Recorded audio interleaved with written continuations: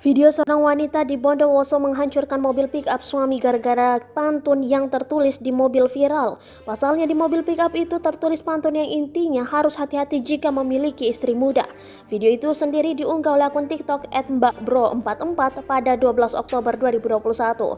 Dalam video itu terlihat seorang pria parubaya yang mengendarai sebuah mobil pick-up hijau Tosca dan penuh dengan stiker pantun. Kemudian pria itu diminta untuk memberikan pantun.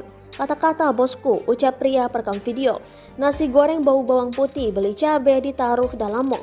Kalau pemelihara yang glowing, cantik atau istri muda harus hati-hati supaya induk atau istri tua tak mengamuk. Keduanya saling tertawa mendengar pantun itu.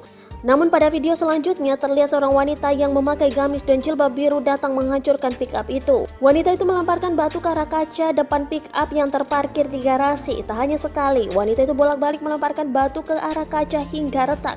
Di keterangan video tertulis Bondowoso keras bos. Seorang wanita yang mengenakan baju hitam mendekati wanita berbaju biru untuk mencegahnya. Namun wanita yang dipanggil Nur itu terus melempari pick-up dan batu. Bahkan sejumlah orang juga mendekat untuk mencegah wanita itu. Ia menggunakan pisau untuk mengiris ban luar, kemudian ia melanjutkan merusakkan bodi mobil dengan batu. Lalu wanita itu juga mematahkan spion kanan pick-up sang suami. Di akhir video wanita itu emosi usai menyadap WhatsApp sang suami. Sedangkan tetangganya terus menenangkan si Nur. Unggahan ini pun mendapat banyak komentar dari para netizen.